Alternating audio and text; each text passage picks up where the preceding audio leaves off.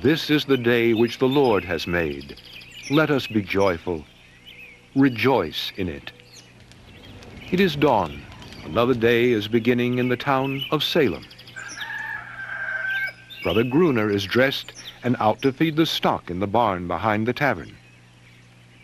Sister Beckler prepares the breakfast coffee and sets the table for her family's meal. Brother Schumann is leaving his house early to walk to his work.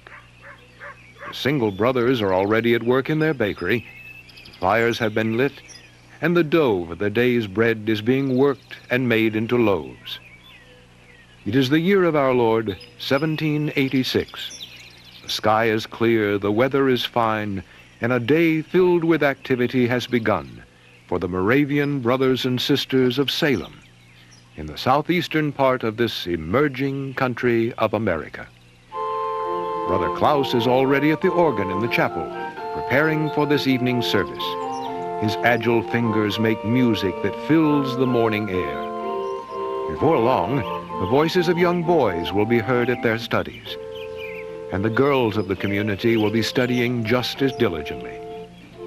Sister Schmidt will be at her loom in the newly built single sisters' house. Sister Kraus at the bedside of a patient, and Sister Reich in her garden. Guten Morgen, Schwester. Guten Morgen, Bruder Zillmann. Einen schönen Morgen. It will seem that everyone in this German-speaking town is busy, happy, and prosperous. But it was not always like this. Benjamin Schaff, the tailor, cuts the material for a new coat. A coat very much like the one his father wore, and his father before him. On this beautiful morning, he thinks of his father, and the stories he told of the heritage they brought to the shores of this new world, a heritage of hardship that stalked the Moravians across 3 centuries and 2 continents. It had followed them from the German town of Constance, where in 1415 their martyr Jan Hus was burned to death for daring to put the scriptures above the dictates of the church. Hardship followed them through years of hiding among the rocks and forests of Bohemia and Moravia. It pursued them over the mountains to refuge in Saxony on the estate of Count Nicholas von Zinzendorf, where in 1722 they built their first town, called Herrnhut. Benjamin's father told him that it was here in Herrnhut that the idea of a church town was developed, a community governed by the church and designed to promote the physical welfare and spiritual growth of each inhabitant. In addition to his own family, each individual was grouped by age, sex, and marital status into a larger family or choir.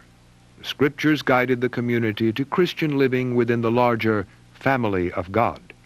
It was a way of life that would serve the Moravians for years to come in their mission work. But even here, hardship and persecution followed them. They were driven finally across the stormy Atlantic Ocean to the wilderness of the New World. The first trip brought the brethren to minister to the slaves in the Virgin Islands. And then in 1735, they came to seek new opportunities in the colony of Georgia. Shortly afterwards, the Moravians moved to Pennsylvania to establish church towns there. And then in 1752, a party of brethren set out for North Carolina. They were to settle on 100,000 acres bought from Lord Granville of England.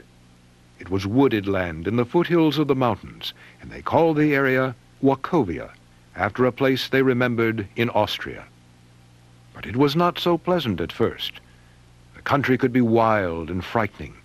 There were few roads and only scattered neighbors. There were wolves and bears and panthers, and the fear of the Indians to protect against. The Moravians built the church town of Bethabara as a temporary home until they could establish a central town. And then in 1766, work began on that central town, which they called Salem, after the Hebrew word for peace. As each stone was placed on top of another, as each timber was cut and assembled into a home, they never forgot that they had brought from Herrnhut a very definite plan. They were creating here a place for protection and spiritual enrichment. Once they were able to achieve the financial security of the church town, Then it was their sacred obligation and mission to teach and share the Christian good news. To Brother Schaff, secure in his prosperous shop in Salem, all that seems so long ago. Yet on this day in the 1780s, it has been less than 20 years since that first house was built and the town took shape and form around the carefully planned central square. So many days filled with hard work, so much attention to detail, such pride in the accomplishment. And yet, when it was built, had not the Moravians simply transferred a German town of the 18th century to the land of the New World? How was it different? Surely the same sun shone from God's sky on both Herrnhut and Salem. The smells in the air were much the same, of fresh baked bread and roasting meat, of blossoming trees and tallow candles. Ah, but here in Salem was the air of freedom. Freedom to live and work and worship together as they had chosen, and nothing was more important to the Moravian community. Not far from Brother Schaff's tailor shop, late in the morning, Brother Reichel stops at the Single Brothers Choir House to visit for a few minutes with his son Joseph. Along with the other boys of his age in Salem, Joseph will live here with the master craftsman while he apprentices to learn a trade.